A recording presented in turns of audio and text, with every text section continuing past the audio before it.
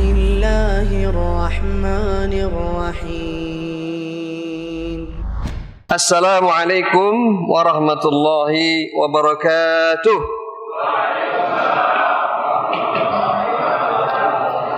Alhamdulillah, nahmaduhu wa nasta'inuhu wa nastaghfiruh wa na'udzu billahi min shururi anfusina wa min sayyiati a'malina. Ashhadu an la ilaha illallah wa ashhadu anna Muhammadan abduhu wa rasuluhu la nabiyya ba'dah. Allahumma salli wa sallim wa barik ala nabiyyina Muhammadin wa ala alihi wa sahbihi wa man walah, amma ba'd.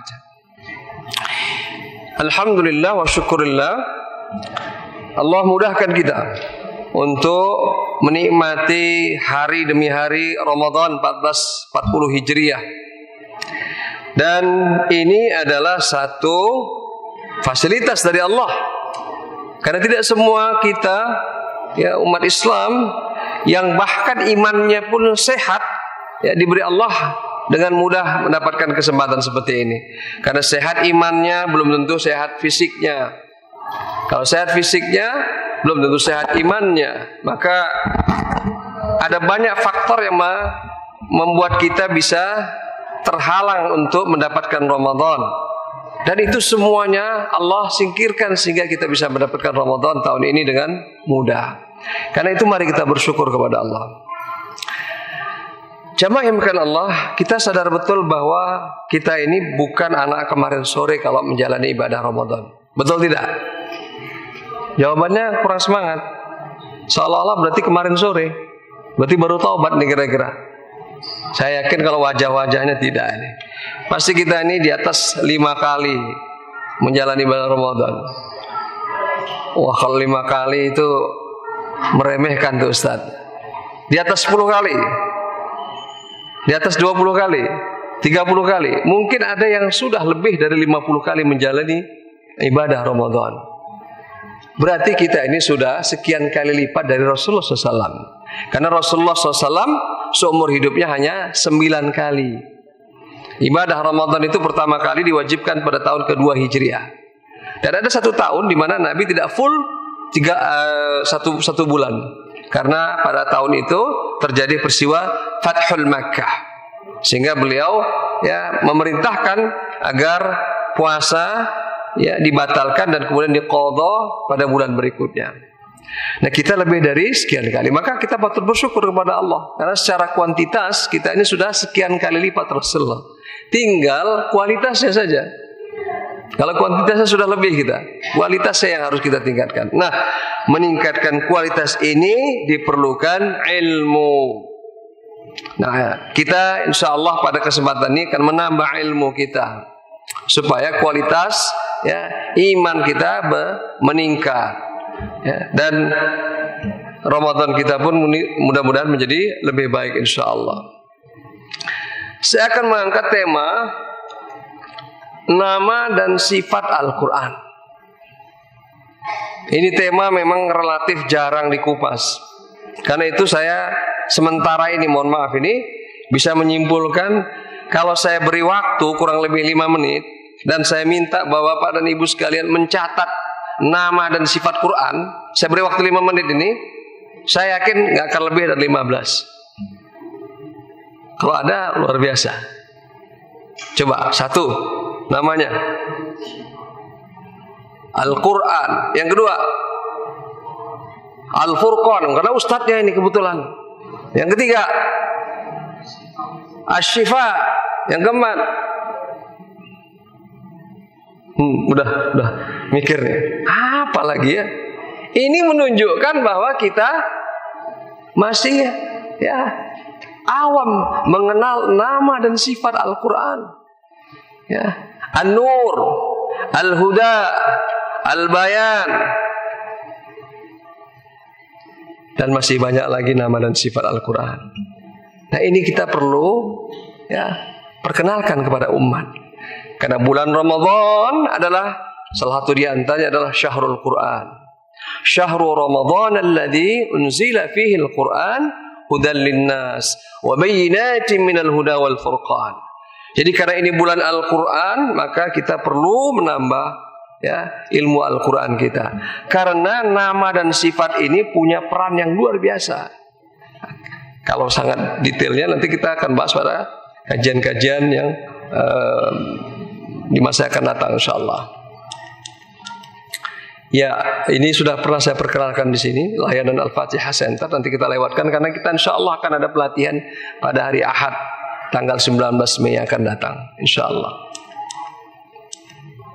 Baik, seberapa jauh Anda mengenal Al-Quran? Umat Islam harusnya terdepan soal mengenal Quran, karena mereka adalah pembaca Al-Quran. Sekalipun Al-Quran ini diturunkan bukan hanya untuk umat Islam. Yang mengatakan bukan saya. Tadi ayatnya sudah dibacakan oleh Imam. Hudal linnas, petunjuk bagi manusia. Jadi bukan hanya umat Islam. Tentu saja umat Islam ya otomatis petunjuknya ya dari Al-Quran ya, dan kemudian dijelaskan oleh As-Sunnah. Tapi sebenarnya Al-Quran Allah turunkan bukan hanya untuk umat Islam, tapi juga untuk manusia ya. Nah, persoalannya kita yang sudah muslim dan membaca Al-Quran ini seberapa dekat dengan Quran?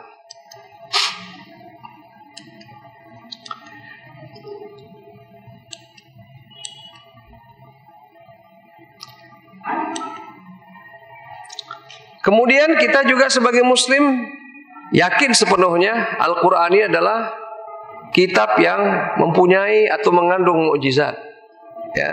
Bahkan di dalam pembukaan atau muqaddimah kitab Ulumul Quran ini, Mabahithi Ulumul Quran ini, kitab biasanya dijadikan textbook kalau di perguruan tinggi terkait dengan ilmu syariah atau tafsir ya. Dikatakan di sini Al-Qur'anul Karim huwa al-mu'jizah al-Islam al-khalidah. Inilah mukjizat ya Islam yang abadi. Ya. Kemudian disebutkan di sini ya, allati la yaziduha taqaddumul ilmi illa rusukhan fil ijaz. Yang dengan bertambahnya ilmu maka kemudian semakin tersingkaplah mukjizatnya. Itulah Al-Qur'an. Dan sekarang kita rasakan ya, makin berkembang ilmu pengetahuan, makin berkembang peradaban, maka Quran itu makin terlihat kemudian ya isinya dan keistimewaannya. Kalau dulu orang gitu ya mungkin hanya sebagian kecil yang berupaya untuk mendalami Quran, sekarang bahkan mereka yang belum Islam pun berupaya untuk mencari-cari tahu Al-Quran. Dan itu bisa kita cek nanti dari ya Google. Ya, nanti ada fasilitas Google ya. Sebenarnya kata yang di-search oleh manusia di muka bumi ini apa saja itu bisa kita cek nanti. Dan Quran menempati satu kosakata yang cukup tinggi frekuensinya ya. Kita juga meyakini bahwa Al-Quran itu otentik, asli, terjaga sampai hari kiamat.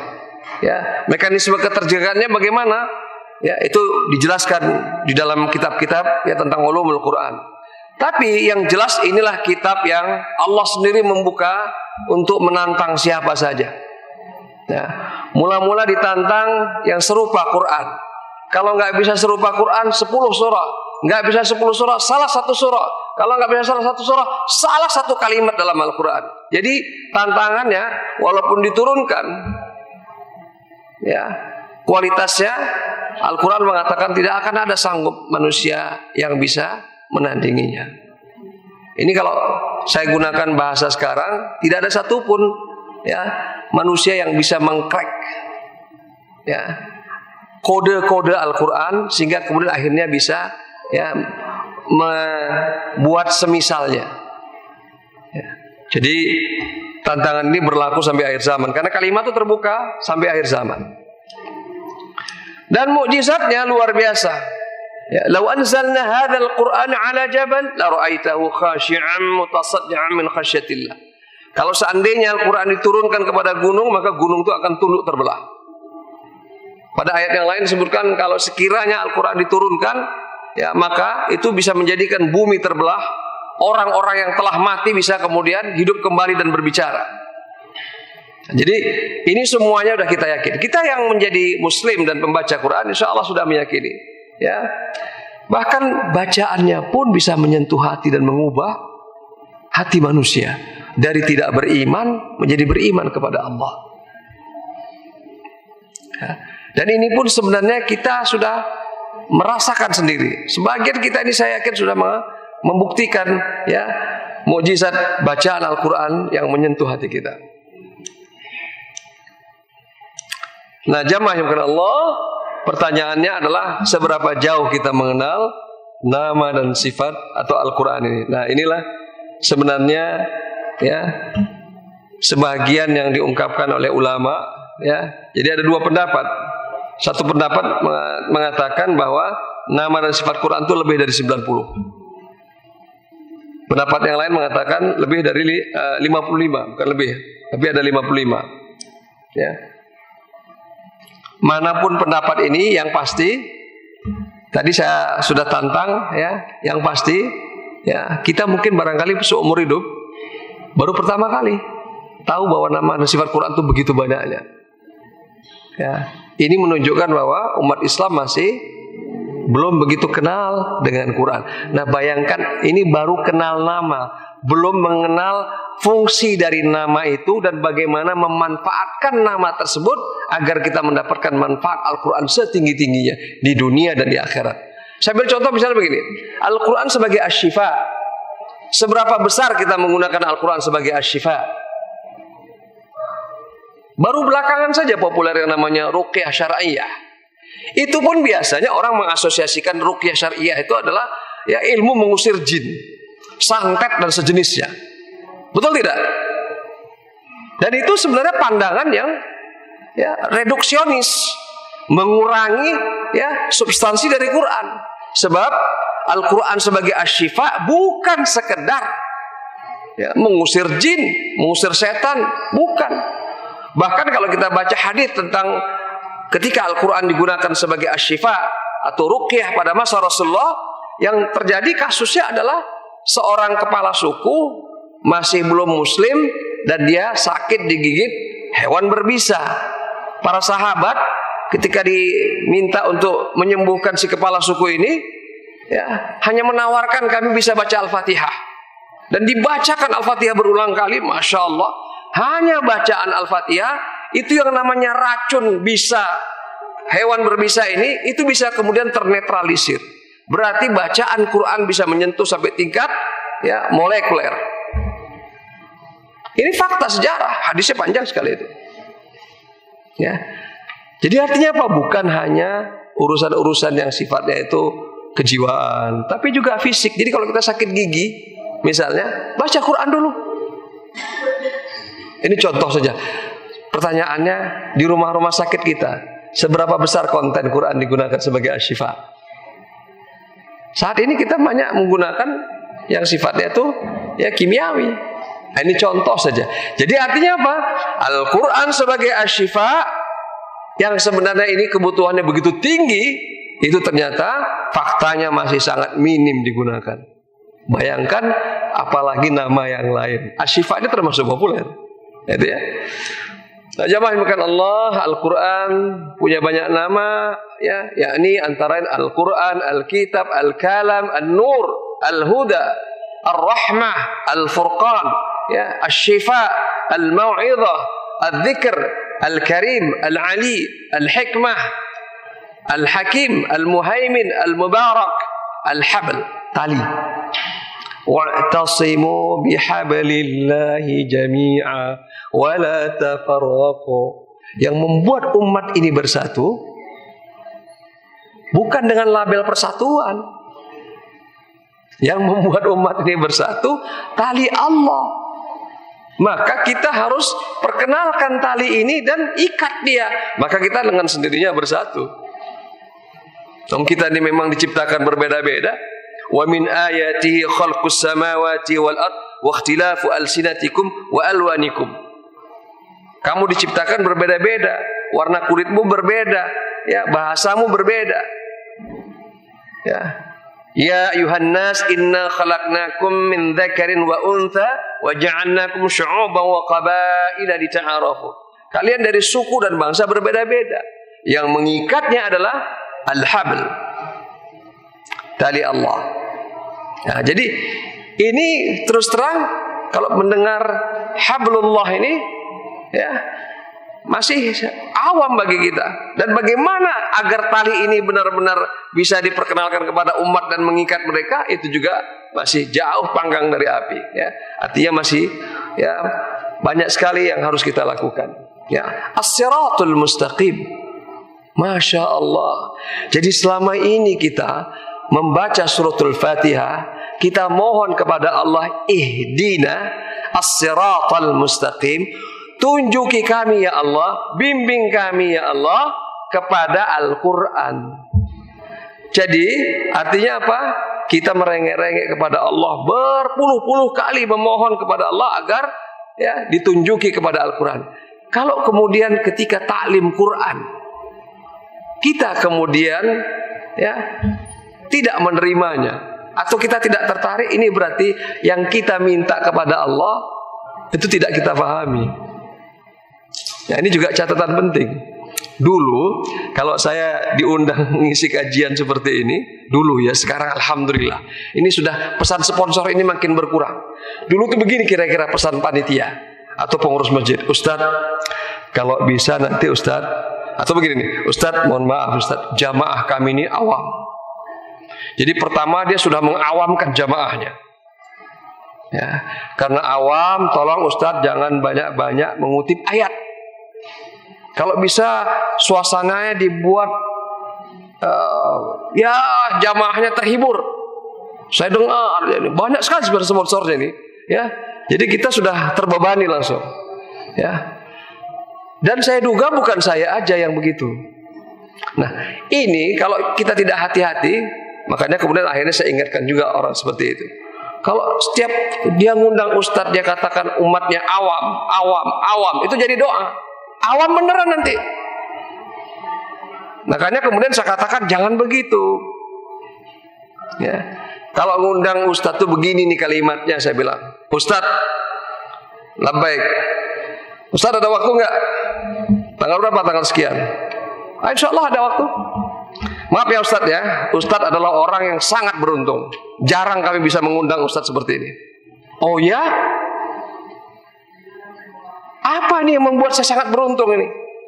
Insya Allah yang datang ini ya orang-orang istimewa, pilihan. Siapa yang tidak senang akan bertemu dengan orang-orang pilihan? Saya berharap-harap wajah orang pilihan ini seperti apa ini? Dan karena itulah Ustadz, karena orang-orang pilihan ini, maka nanti yang hadir tidak banyak. Oh itu maksudnya. Tapi kan kita sudah berbunga-bunga itu orang pilihan. Karena itu tidak banyak. Nggak apa-apa, nggak banyak orang pilihan. Memang kalau orang pilihan itu nggak akan banyak. Jadi kita optimis, doa kita optimis. Tapi sekarang ya, insya Allah optimis. Kalau dulu begitu tuh pesan sponsor ya, umat kita awam, jangan banyak kutip-kutip Quran Ustaz. Nanti berat, apalagi kalau Ustaz nunjuk jamaahnya, coba baca ayat sekian. Oh nanti lari Ustaz. Kami yang stres nanti sebagai pengurus masjid. Begitu kira-kira sponsor-sponsor. Sekarang udah enggak lagi. Padahal yang kita minta di suratul Fatihah itu adalah Al-Quran. Jadi kalau disodorkan Al-Quran kemudian kita menolak, jadi yang kita minta apa sebenarnya? Pak mintalah kue, mintalah kue, mintalah kue. Ini kuenya gitu kira-kira. Terus kemudian kok kue sih Pak? Loh tadi minta apa? Ini jangan-jangan seperti kata Al-Quran. Ya, Al-Quran mengatakan la taqrabus shalah wa antum sukara hatta ta'lamu ma taqulun. Jangan sholat sampai kalian faham apa yang kalian ucapkan. Jadi sholat kita ini mirip sholat kalau disebutkan Al-Quran la taqrabus shalah ya wa antum sukara. Jangan sholat mirip orang mabuk. Kalau orang mabuk itu antara yang diucapkan dengan yang difikirkannya itu gak nyambung. Nah, jangan-jangan seperti itu. As-siratul mustaqim. Ini nama dari Al-Quran. Dan masih banyak lagi. Nanti filenya saya share, jangan usah khawatir. Nanti catatan-catatannya silahkan nanti dilengkapi. Nah, seberapa populerkah Al-Quran? Kita lihat di Google Trends. Ya, Masya Allah ya. Jadi kata Quran, nih coba perhatikan di sini ya. Kata Quran, baik dalam tulisan Arab maupun tulisan Latin, ya itu trennya naik terus. Dan dia akan naik, ya saat menjelang Ramadan. Itu nanti ada overshoot ya. Ketika menjelang Ramadan tuh. Setelah itu turun lagi. Dan perhatikan di sana negara-negara ya yang paling banyak mengakses Quran. Tentu saja negara Muslim paling tinggi. Tapi sekarang mulai menyebar ke berbagai negara ya non Muslim, ya mayoritas non Muslim. Ya.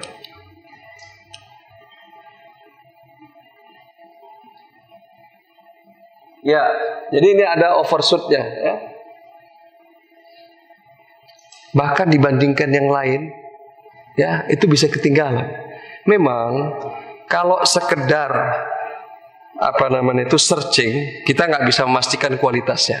Apakah dia ketika search itu kemudian baca, wallahu alam. Tapi yang pasti pembaca Quran itu lebih banyak daripada pembaca kitab suci yang lain. Kenapa? Karena umat Islam itu wajib membaca Al-Quran dalam sholatnya. Dan kalaupun mereka sholatnya tidak lengkap 5 waktu, minimal Al-Fatihah itu masih mereka baca. Biasanya kalau acara-acara taklim atau majlis tabligh akbar, ketika misalnya si penceramah mengatakan marilah kita berdoa, dan sebelum berdoa kita baca suratul Fatihah, mudah-mudahan bacaan suratul Fatihah ini menjadi wasilah doa kita. Ala hadhihi niyah wa kulli niyatin salihah al-Fatihah. Itu baca itu jamaah. Cuma begitu terdengar azan Allahu Akbar, dia belum sholat, baca Al-Fatihah sudah. Nah, itulah ya, artinya apa? Masih baca di Al-Quran ya, walaupun mungkin sholatnya belum ini. Jadi artinya apa? Dari segi trennya insya Allah akan terus naik ya. Nah, pertanyaannya untuk apa ini nama Al-Quran dan sifatnya yang begitu banyak? Jawabannya adalah Al-Quran diturunkan bukan sekedar bacaan, tapi dia adalah ya blueprint untuk melahirkan sebuah peradaban Qur'ani. Itulah sebabnya kepada santri-santri di pesantren selalu saya katakan, kalau kalian menjadi hafidhul Quran, hafal 30 juz, suaranya merdu, insya Allah kalian akan menjadi imam yang digandrungi oleh umat. Tidak perlu lagi khawatir soal hidupmu. Tapi ketahuilah ya, upaya yang telah kalian lakukan sedemikian rupa menjadi hafidhul Quran, menjaganya, membacanya dengan bacaan yang indah, dengan bacaan yang tartil, itqan, itu belum berarti apa-apa dibandingkan dengan tujuan diturunkannya Al-Quran. Saya selalu memberikan analogi, kalau ibarat perjalanan Al-Quran itu tujuan akhirnya adalah Surabaya dari Jakarta, maka kalian yang sudah menjadi hafidhul Quran, yang suaranya merdu, bacaannya menyentuh hati makmum, jamaah, itu perjalanan kita harus sampai Rengas Dengklok, saya bilang, Karawang sana. Masih panjang perjalanan. Kenapa? Karena belum muncul Al-Quran sebagai sebuah peradaban. Inilah sebenarnya ya yang nanti insya Allah menjadi the next era. Sekarang orang mengatakan ya negara-negara berkembang, kalau negara maju sudah terjadi namanya disruption era. Ya, sebagian besar pekerjaan profesi itu mengalami gangguan. Dulu kalau kita naik berkendaraan masuk ke jalan tol, kita masih menemukan petugas yang ya menerima bayaran tol kita. Sekarang sudah digantikan mesin. Kemana mereka? Kehilangan pekerjaan. Di Amerika 30% sudah profesi atau job list yang dulu biasanya muncul kalau ada iklan-iklan di koran, itu hilang karena udah digantikan mesin. Kemudian orang-orangnya kemana? Jobless, tapi pendidikan tinggi. Kalau jobless gak berpendidikan, itu sangat dimaklumi. Ini lulusan S2, S3. Silakan cek di YouTube. Nanti kita akan temukan bahkan ada seorang ahli partikel fisika plasma jobless. Dan jadi gelandangan karena jobless dalam waktu yang lama, akhirnya apa? Ya, akhirnya menjadi homeless. Itu terjadi sudah sekarang. Nah, di Indonesia ini mulai. Dan kita mulai merasakan generasi di bawah kita sekarang mulai kesulitan untuk mencari pekerjaan. Kalau saya malah dengan perspektif Quran, menurut hemat saya ini peluang. Maka nanti ketika era ini terus naik sampai era of abundance sekarang juga mulai terjadi di negeri kita ini, di mana dulu kita kalau misalnya berlangganan atau punya HP, itu ada fasilitas yang namanya itu ya telepon suara. Sekarang telepon suara itu udah nggak laku. Digratiskan pun orang nggak pakai, karena orang ya menggunakan telepon WhatsApp. Masya Allah. Jadi dibuat melimpah ruah. Gitu. WiFi sekarang tuh ada di mana-mana, gratis. Ya.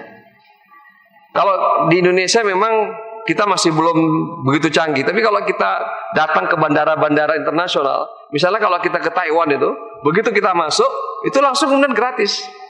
Jadi kita bisa langsung WhatsApp ini sebagainya dengan mudah, tanpa dibayar sama sekali. Dari mana untungnya mereka? Dari big data. Nah, ini era sudah di depan mata. Tapi saya sebagai orang yang berusaha untuk menekuni Al-Quran, menyimpulkan justru ini adalah peluang munculnya, ini dia, the Quranic era. Karena itu, terutama anak-anak kita, generasi muda kita, jangan terlambat. Ini era Al-Quran. Karena itu mereka harus menjadi orang-orang yang punya bekal Quran yang cukup. Ya, jadi kalau dulu orang yang nggak bisa ilmu tertentu dianggap ketinggalan zaman, nanti di masa yang akan datang orang yang nggak bisa Quran ketinggalan zaman. Kamu kok jadul banget sih baca Quran nggak bisa? Itu orang jadul tuh. Ya udah jadi fosil sekarang.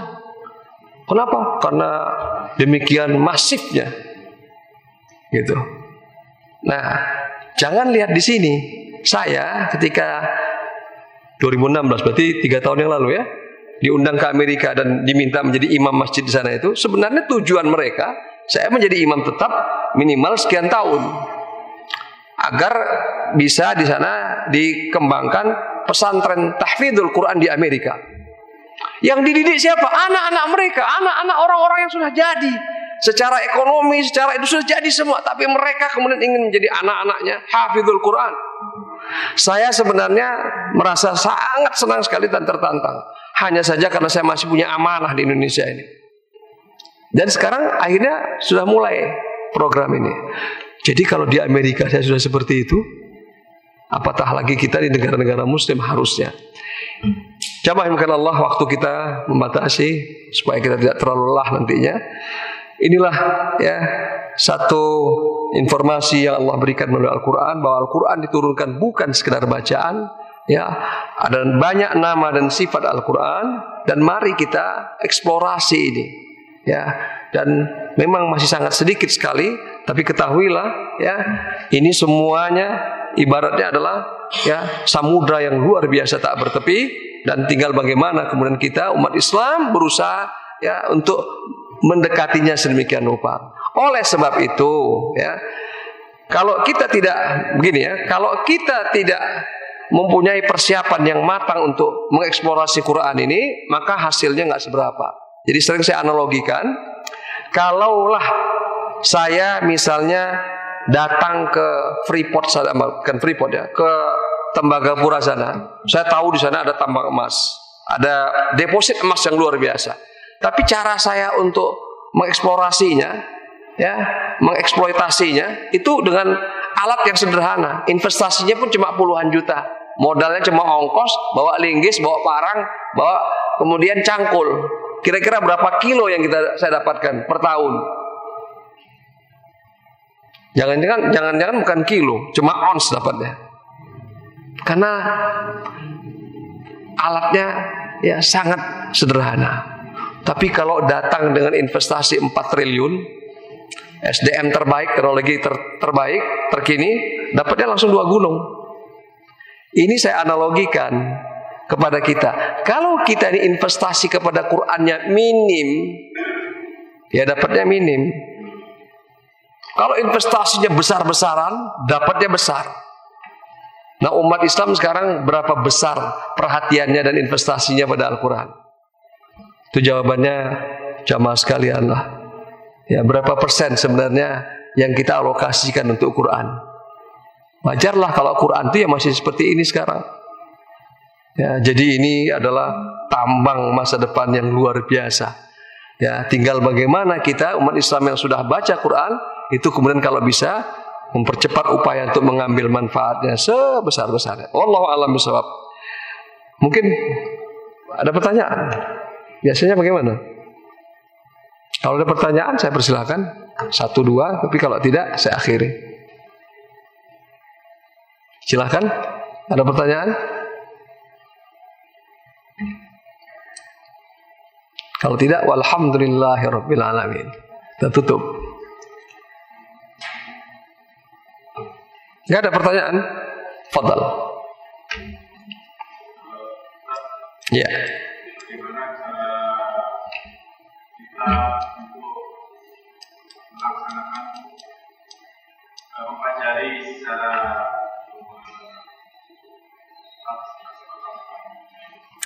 baik, bagaimana cara kita agar kita bisa lebih mudah? Jadi semua orang ingin jalan pintas untuk mengenal Quran ya. Tapi ada nggak? Jawabannya ada. Jadi Quran sendiri yang mengatakan, baca surah Al-Qamar, di sana nanti ada 4 kali redaksinya sama persis. A'udzubillahi minasyaitonirrajim. Walaqad yassarnal Qur'ana lidzikr fahal mim mudzakir. Terjemahannya, sungguh-sungguh 2 kali loh sungguh-sungguhnya, kami mudahkan Al-Qur'an. Kami mudahkan Al-Qur'an untuk diambil pelajaran, diingat, dihafal. Kemudian berikutnya kalimat tanya, siapa yang mau nyoba? Fahal min mudzakir. Itu pertanyaan, siapa yang mau coba? Siapa yang mau mengambil pelajaran? Ayo, siapa yang mau? Jadi Al-Quran itu dimudahkan Allah. Yang memudahkan Allah memang. Karena itu kemudian kita perlu ya mencari tahu kenapa ya selama ini rasanya tidak mudah. Ya. Dan itu karena apa? Kita belum tahu metodenya. Contoh misalnya, ya, metode talaki wal musyafahah yang belakangan ini mulai populer. Padahal sebenarnya metode ketika Al-Quran diturunkan dia talaki wal musyafahah. Itu sebenarnya metode yang paling simpel untuk bisa membaca Al-Quran dengan benar. Hanya meniru bacaan dari sumber. Meniru saja, menggunakan telinga kita seoptimal mungkin. A'udzu billahi minasyaitonir rajim. Enggak tahu kita tulisan Arabnya. Enggak penting. Yang tahu, yang penting adalah kita kemudian menirunya. Itulah sebenarnya cara yang Allah turunkan ketika menyebarkan Quran kepada para sahabat. Sahabat kemudian kepada tabi'in dan seterusnya. Walaupun nanti di antara mereka ada yang punya kemampuan menulis ya tulisan Quran. Tapi itu belakangan. Tulisan Quran pada awal-awal Al-Quran dibukukan atau dibuat menjadi mushaf, itu tulisannya sangat sederhana, tanpa baris, tanpa titik. Coba bayangkan kalau kita dilahirkan di masa itu, bagaimana kita baca Quran dengan benar? Baris titiknya aja nggak ada, mushaf aja hanya ada ya di satu kota atau satu provinsi cuma 1. Nah, jadi sebenarnya ya ada memang, kalau ditanya ada jalan pintasnya. Pertanyaannya sebenarnya gini, seberapa sungguh-sungguh kita untuk mengikuti jalan pintas ini? Pengalaman saya mendidik para santri tahfidzul Quran, yang gagal itu adalah yang nggak serius, cuma itu saja. Bukan karena IQ. Saya sudah buktikan ada santri saya, hasil tes IQ-nya tidak direkomendasikan menjadi hafizul Quran. Kata psikolognya, ini nggak cocok nih Ustaz, karena rendah sekali IQ-nya. Tapi dia pula yang selesai duluan. Coba bayangkan. Jadi itu terbantahkan Nah, kesungguhan ini datang dari mana? Nah, di sini kita harus tahu kuncinya. Ternyata ya, kebersihan hati kita, kesungguhan kita itu yang sebenarnya menjadi kata kunci Quran itu Allah titipkan pada seseorang. La yamassuhu illal mutahharun, tanzilun min rabbil alamin. Jadi yang kita perlukan adalah kita datang kepada Allah, memohon, dan kita buka hati kita. Kita bersihkan diri kita. Nanti dimudahkan kita untuk membaca Quran. Dimudahkan kita faham. Baca surah Al-Qiyamah ayat 16-15. La tuhannik bihi lisanaka lita'jala bi. Kalau kita bertalaki, kita ikuti bacaan guru itu dengan seksama, dan jangan kita tiru sebelum selesai bacaan dia. Inna alaina jam'ahu wa qur'ana. Urusan kami, kata Allah, mengumpulkannya di dadamu, berarti membuat dia hafal dan kemudian membacakannya. Fa idza qara'nahu, kalau sudah kami bacakan, fattabi' qur'ana, ikuti bacaan. Thumma inna alaina bayana, dan urusan kami nanti memahamkannya dan menjelaskannya. Makanya ketika Ibnu Abbas radhiyallahu an atau Abdullah bin Abbas, ya, ketika masih kanak-kanak nih, beliau ya didoakan oleh Rasulullah, Allahumma faqihhu fid din wa 'allimhu ta'wil. Jadikan dia faqih agama dan beri dia ya pemahaman terhadap tafsir Al-Qur'an. Jadi dia. Jadi banyak doa, minta pada Allah, merengek-rengek kita, ya Allah, kok lidah saya ini kaku sekali baca Quran. Kalau puisi oke banget, kalau Quran langsung kaku. Kalau Quran bisa berlembar-lembar, Quran satu halaman langsung lemes. Nah, itu kita mohon pada Allah, apa yang menghalangi saya ini? Begitu halangan lepas ini, nanti kita gandrung dengan Quran, ketagihan dengan Quran, dan dimudahkan Allah kita ya untuk kemudian berinteraksi dengan Quran. Kalau udah seperti itu nanti saksikanlah orang-orang yang dimudahkan Allah itu. Jadi saya ya katakan ada jalan pintasnya, dan jalan pintasnya juga bukan jalan pintas yang rumit, karena nggak menuntut kecerdasan. Yang dituntut di sini adalah apa? Hati kita. Wallahu a'lam bishawab. Ya, cukup ya saya kira ya. Mari kita mohon pada Allah agar semoga kita Allah pilih menjadi orang-orang yang dekat dengan Quran, ya, ahlul Quran, ya, anak dan keluarga kita insyaallah ya. Dan kita tutup dengan baca doa kafaratul majlis. Subhanakallahumma bihamdika asyhadu an la ilaha illa anta astaghfiruka wa atubu ilaik. Wassalamualaikum warahmatullahi wabarakatuh. Alhamdulillahi rabbil alamin.